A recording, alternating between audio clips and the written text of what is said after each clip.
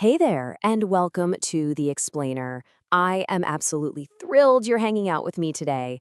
If you're trying to figure out the best way to navigate friendships, family, or honestly just growing up in general, you are in for a really fascinating journey. We're going to explore something that literally affects every single one of us every single day.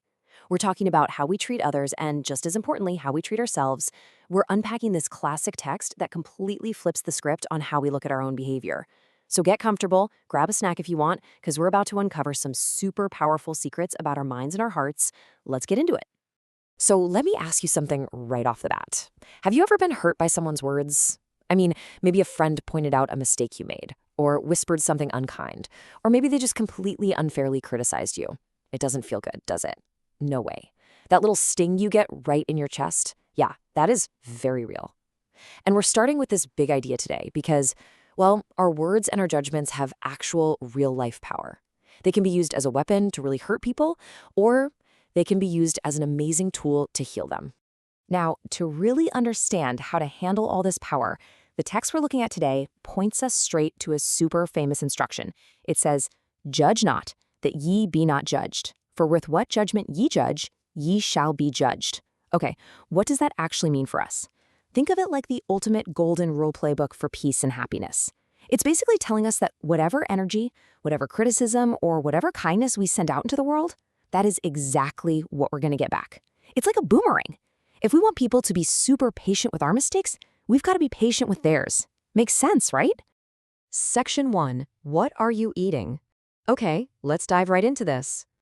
Now, you might be sitting there wondering, wait, why are we suddenly talking about food when we were just talking about words? Well, it's actually a perfect comparison. Just like your physical body needs healthy food, to grow strong, run fast, play hard, your mind and your spirit need healthy food too. Healthy brain food means actively training your brain to find the good, pleasant things in the people around you. It's looking for the absolute best in your friends and your family. But on the flip side, we have junk food. The text describes this as dissecting the words and acts of others just to discover what's objectionable. Basically, it's like playing detective just to find someone else's mistakes. Think about it. If you literally only eat candy and potato chips, your body's going to get weak and sick, right? Well, in the exact same way, if you only feed your mind by constantly dwelling on other people's defects, your spiritual experience is going to get weak and unhappy.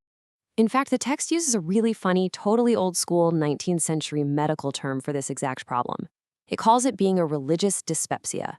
Now, dyspepsia is just a super old-fashioned word for a really bad upset stomach. So religious dyspepsia is basically a spiritual tummy ache, and you get this awful tummy ache by continually dwelling upon the mistakes of others. Imagine just stuffing your mind full of the junk food of complaining and criticizing all day long. Eventually, you just lose all the energy you need to actually love people and be joyful. And let's be real, absolutely nobody wants a spiritual tummy ache. Moving right along to section 2, the finger-pointing trap.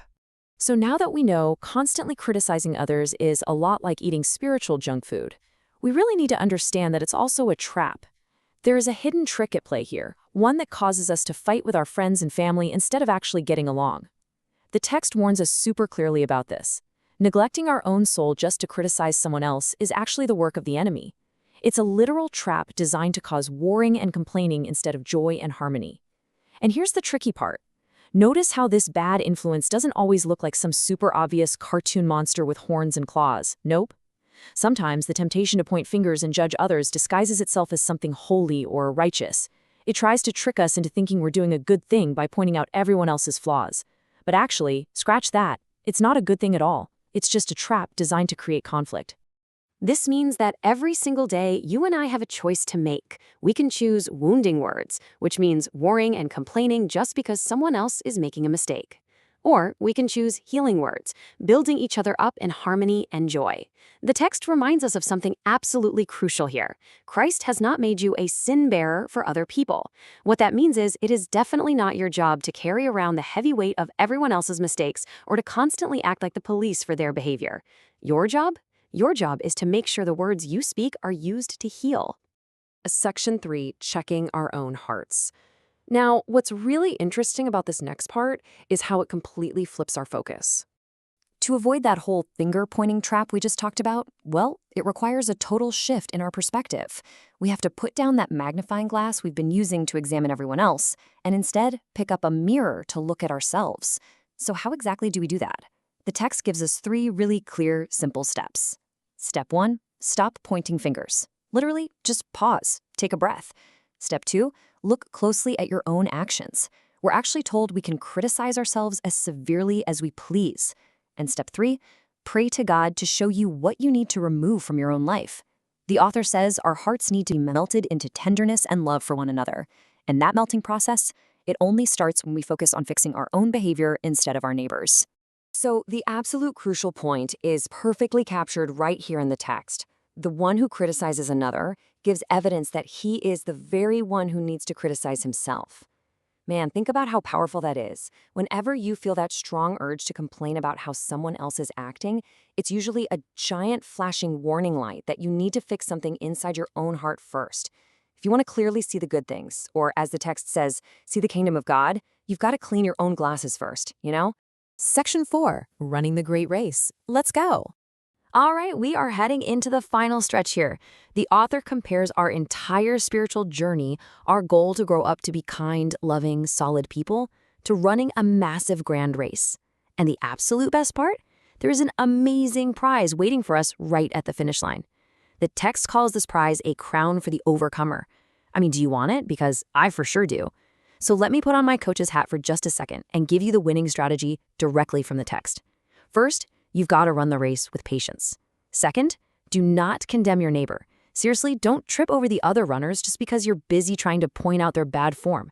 And third, the most important step of the whole shebang, look right to Jesus Christ. Keep your eyes glued on him, not on the people running next to you. And this brilliantly illustrates exactly why we need to keep our eyes forward. The text says, "Behold his purity, and you will be charmed and will reflect his likeness." So what does this all mean in plain English? It means that whatever you spend your time looking at is what you eventually become. It's that simple. If you're constantly looking at your friend's mistakes, you're going to become critical and grumpy. But if you focus on Jesus' perfect example of love, kindness, and purity, you will actually start to reflect that. You'll become like him. So as we wrap things up, I want to leave you with one final super important question to think about as you go about the rest of your day. Who are you going to look at today? Will you focus on your neighbor's mistakes, give yourself a spiritual tummy ache, and fall right into that finger-pointing trap? Or will you choose the healthy brain food? Will you look at Jesus' perfect example, run your race with patience, and actually choose to use your words to heal? The choice is entirely up to you, and I know for a fact you can make the right one. Thank you so much for exploring this incredible text with me today. Keep learning, keep growing, and keep looking forward. Catch you next time.